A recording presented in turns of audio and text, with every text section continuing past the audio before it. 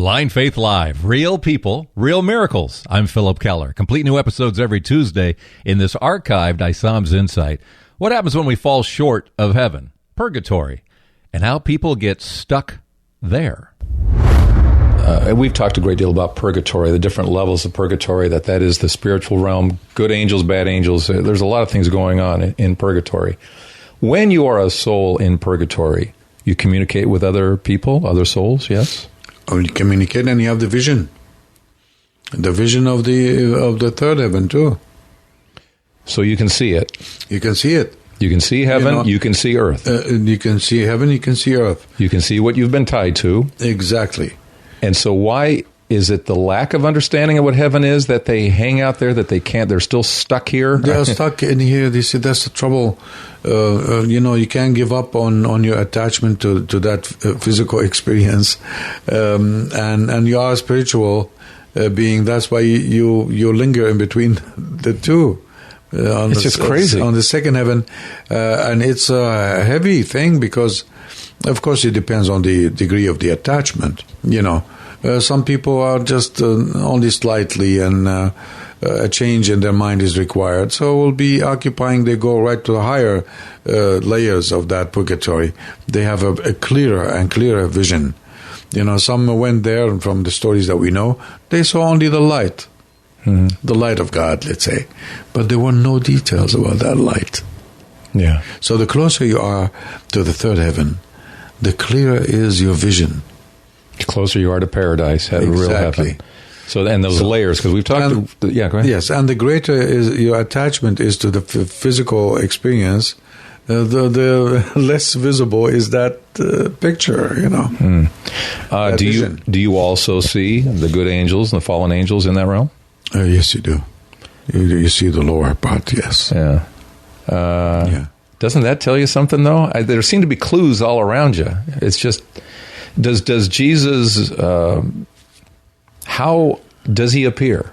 Now, we've had different stories where in purgatory, lower levels, where there was an angel or Jesus himself appearing to people. It appears that the human being is fully human. Then what's not to get? Why does it still take so long? For some. I mean, you're in purgatory. Why does it? Again, here you have a physical attachment, and you go in your spirit. Actually, your mind would be so focused on that.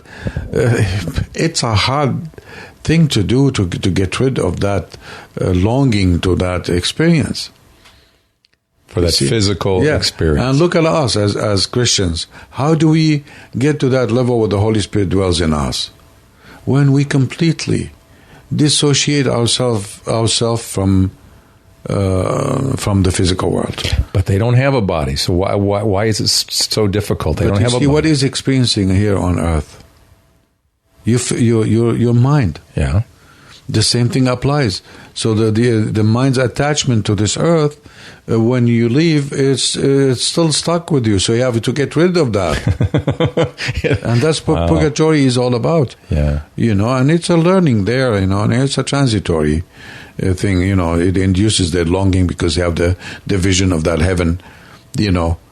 So they strive towards, completely getting rid of all their attachments, to that physical experience. So even if you're at the lower realm of purgatory, and there's a lot of darkness, and we've had these different stories as the gentleman who wrote the book Proof of Heaven, the neurologist, and he went through those different levels. He went from the dark to the light. So he saw that. Once again, more clues.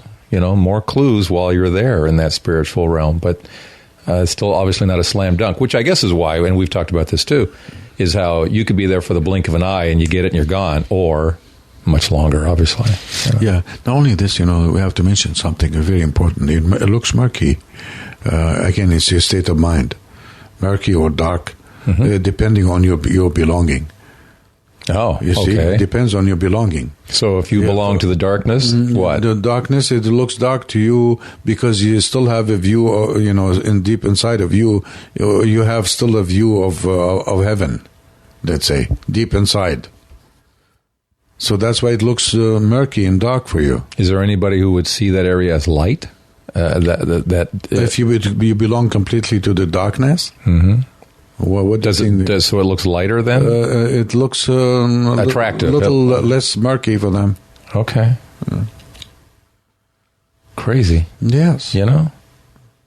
Crazy. Yeah, the dark won't look dark if you have no light whatsoever. But if you have a light, then the dark becomes more perceivable. Yeah. Okay, so you're in purgatory, so you certainly can you help your own understanding of where you are and where you want to be through the help of others in purgatory. You have other souls there. You could do that, yes. So I meet my buddy, I saw him there, and it's like, okay, so you're here too, and are you aware that you're trying to figure this out? Do you know where you are? Over there, you'll be suffering the consequences of your attachments. Okay. Let's put it this way. There's a punishment there. There's a purification, call it that. I don't know that I can call it a punishment. Purification? Yes, purification is an opportunity, actually. Right. It's a blessing. Once again, it's a blessing. Okay. But if you complain deep inside about it, then you're going to linger in it. You see? So the whole thing is about driving that mind of those souls towards a complete surrender and acceptance. Most people go to purgatory when they die? The majority, I would say, yeah. Very few, you have said, go to hell because they just don't have the full knowledge. Very few go to hell, yes, definitely, because they were going to hell. Who belongs in hell? The angels. Those angels had a full knowledge of good and full knowledge of evil, and they made a clear-cut decision based upon that full knowledge. Here, poor people, they have no knowledge, some of them, the majority, I would say, about any good. Where does it say that, though? Where does it say biblically? Genesis. About the full knowledge of good and evil? Genesis. How does it say that? You have a full knowledge of good and full knowledge of evil right from the start. This was part of the temptation. Well, with and you Adam become and Eve. like God, then you know good and evil. Okay. You become like God yourself. But where's the judgment part of that, though? Because you said, people don't go to hell, not initially anyway, because they don't have that full knowledge. Is this inspiration for you that no one is condemned to hell or few, because you don't have that full knowledge? Is that an interpretation, or is it stated? That's the knowledge that is infused. Okay. And a lot of things are written too that point towards that. Because obviously they're trying to make a point there. With the tree and the fruit and knowledge of good and knowledge of evil. Look at that fact too. Look at that fact. Christ, the Son, came for the sinners, for the ones that are lost. What is that telling us? To give them the access to the full knowledge of good in order for them to come back to heaven? You see? So the ones that don't have any access to that knowledge of good, then God is going to leave them as human beings down in this hell. You mentioned Jesus comes to those in purgatory as a man. Is that how you put that? How did you say it? In different manifestations. But in purgatory, yes, they see him as a man because he's still crucified. He still has the wounds on him. And what is the point of that? What is he showing them? What is he? Because that reality, because they are human beings. Okay. But they also see his wounds, right? They see his wounds, and just to be, a clear-cut physical in nature for them. Okay. Yeah, but he could show himself in glory, and he comes as a blinding golden light, and you could see his being. I had the vision of that many times. Yeah. He comes golden, shining with such brilliance, and you recognize the being in there. It's interesting. I just flashed on a healing service. It was just up here at St. Bernadette's that day when Melissa Vissalette came out of the wheelchair, and there were a number of people in different places in the church who saw that golden Jesus descending down. Yeah, and saw that as it happened, yes. And then we heard those stories from different people afterwards. It's real. Yes, it's very real. Yes.